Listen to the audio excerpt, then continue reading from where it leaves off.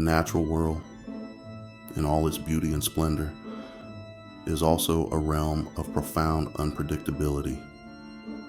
Every creature, from the smallest insect to the largest mammal, faces the constant threat of peril.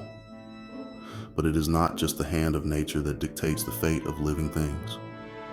Sometimes it is the most unexpected, the most bizarre twists of fate that bring about the end. Join us now as we journey into the annals of history to uncover some of the most peculiar, most astonishing, and frankly, most unbelievable deaths ever recorded. These are not mere stories, but reminders of life's fragility, of the capricious nature of fate. Prepare yourself, for some of these tales are not for the faint of heart. They are a testament to the fact that even in the face of the unimaginable, life in some form finds a way to surprise us. And sometimes it does so in the most curious of ways. The year is 1771. King Adolf Frederick, a man of discerning taste, is about to partake in a feast. Lobster, caviar, and smoked herring grace the table. The true centerpiece is a dessert known as semla. 14 servings of this sweet temptation proved too irresistible for the king. The king succumbs to a fatal case of indigestion. History remembers him as the king who ate himself to death.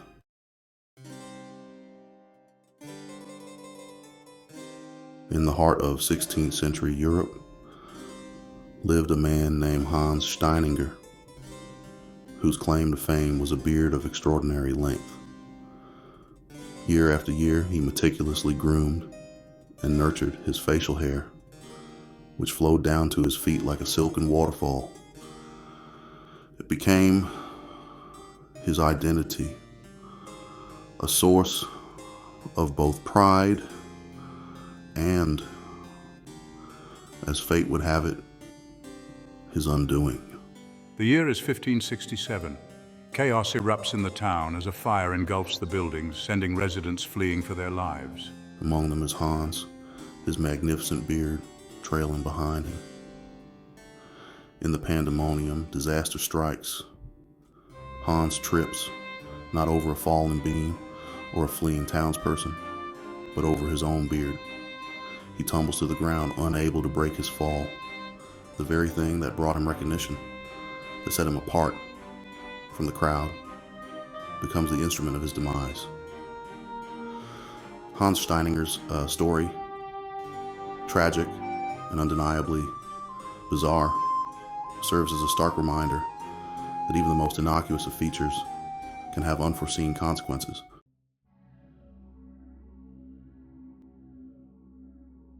From history's peculiar tales, we unearth a story of hubris and irony. Clement Vallandigham, a prominent lawyer, was caught in a peculiar case. His client claimed the victim accidentally shot himself. Determined to prove this, I planned a dramatic demonstration. I reconstructed the crime scene with a loaded gun. Fate has a wicked sense of humor. Vallandigham, thinking the gun was empty, accidentally shot himself. A deafening blast, and he collapsed, a victim of his own demonstration. The irony was not lost on anyone present.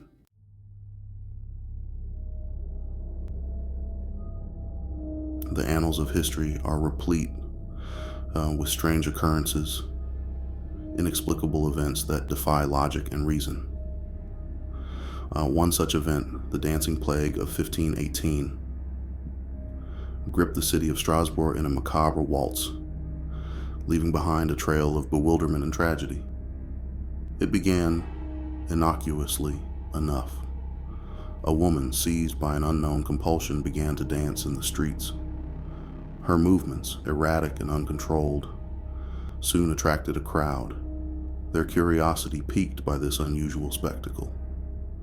But what started as a solitary act quickly escalated into a citywide frenzy. Within days, dozens, then hundreds had joined the dance. They moved with an almost supernatural energy, their bodies driven to the point of exhaustion. Sleep offered no respite. Food held no appeal. The relentless rhythm consumed their every thought. This was no joyous celebration. This was a plague of the most peculiar kind. Physicians were baffled, unable to offer any explanation, let alone a cure. Theories abounded, ranging from mass hysteria to poisoned bread. But the true cause of this bizarre epidemic remains shrouded in mystery, a chilling reminder of the capricious nature of our world.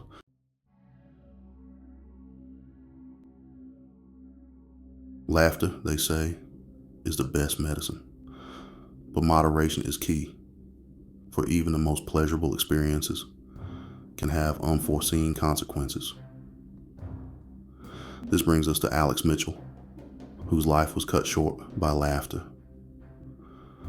In 1975, Alex settled down to watch his favorite comedy show. Uncontrollable laughter overtook him, each chuckle building upon the last. Minutes turned into an eternity as my laughter continued unabated. My wife grew increasingly concerned as my face turned purple. Overcome by his own amusement, Mitchell's heart gave out. He collapsed, his laughter silenced forever.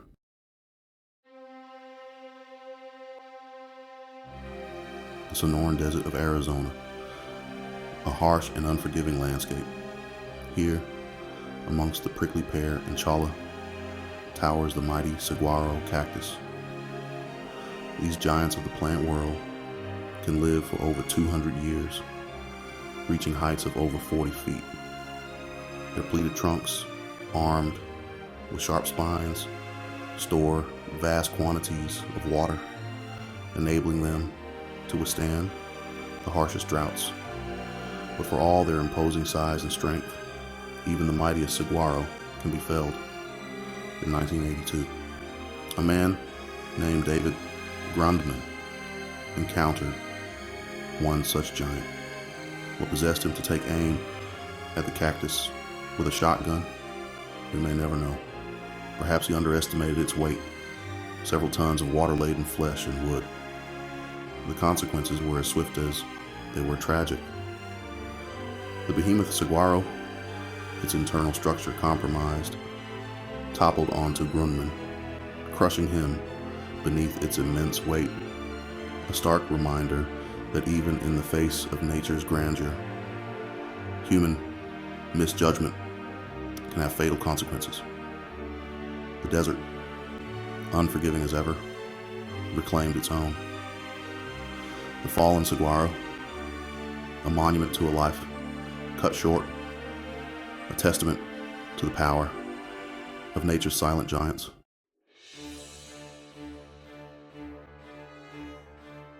The human spirit, forever driven by innovation, to conquer limitations, to reshape the world with ingenious creations.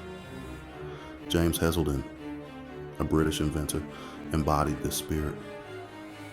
His creation, the Segway, promised to revolutionize personal transportation, a vision of a future where balance and technology intertwined. The Segway, a self-balancing electric scooter, captured the world's imagination. Here was a machine that defied expectations, responding to the slightest shift in body weight, gliding effortlessly across the terrain. Heselden's invention seemed poised to usher in a new era of urban mobility. But fate, it seems, has a cruel sense of irony. In 2010, tragedy struck. Heselden, riding a Segway near his estate, lost control of the very machine he had brought into the world. The circumstances remain unclear, but the outcome was irreversible. He plunged off a cliff, a victim of his own creation, a life dedicated to innovation, extinguished in a moment of unforeseen tragedy. The Segway, a symbol of progress, forever linked to the untimely demise of its creator. A stark reminder that even the most visionary of inventions cannot always outrun the capricious hand of fate.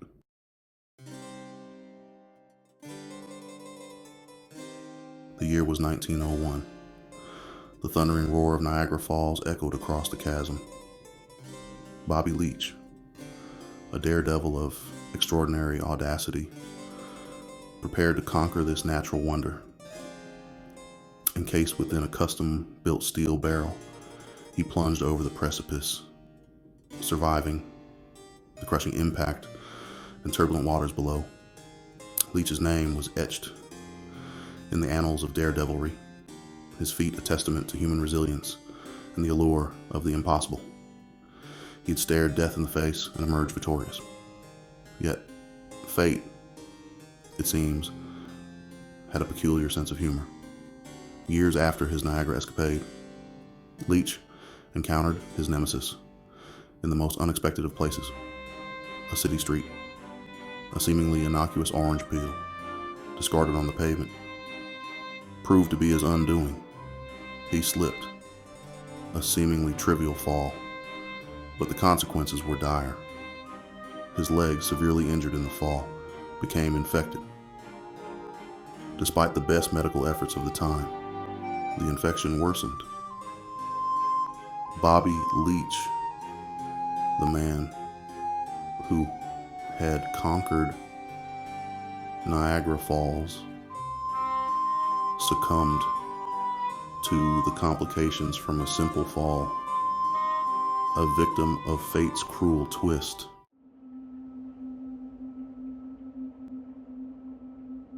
The bustling streets of London became the stage for a sinister plot.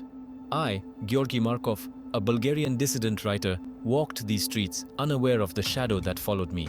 On that fateful day in 1978, fate had a cruel trick up its sleeve. I felt a sharp yet strangely painless prick on my leg.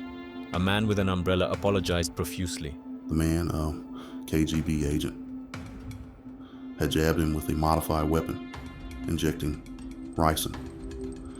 Days later, racked with fever and pain, he succumbed to the poison. The killer umbrella, a chilling reminder of the lengths to which some will go to silence their opponents.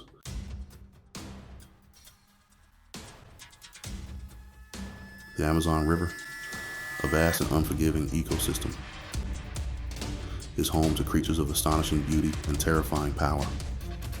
Among them, the electric eel, a master of electricity, lurks in the murky depths, capable of delivering a jolt that can stun a caiman, or even, on rare occasions, kill a man.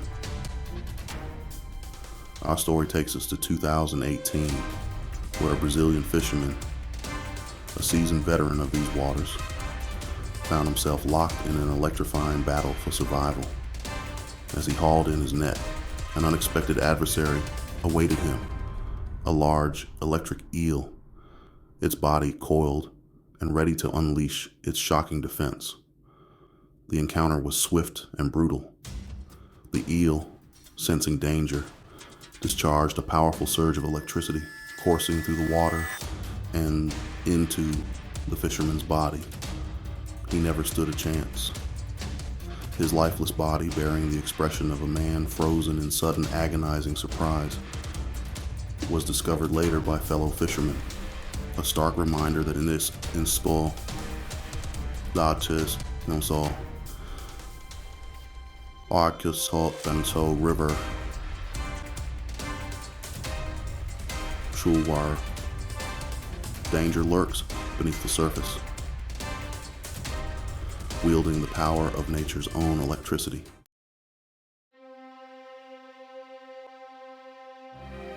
And so, we come to the end of our journey through the annals of history's most bizarre and unsettling deaths. From a king's insatiable appetite to a fisherman's electrifying encounter with an Amazonian denizen, we've witnessed the capricious hand of fate in all its strangeness. Death, bizarre and cruel, is an inevitable part of life.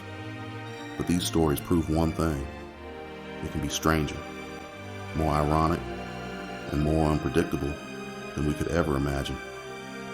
If you enjoyed this episode, hit that subscribe button and join me next time as we explore more mysteries that baffle, intrigue, and entertain. Life is strange, and death can be stranger.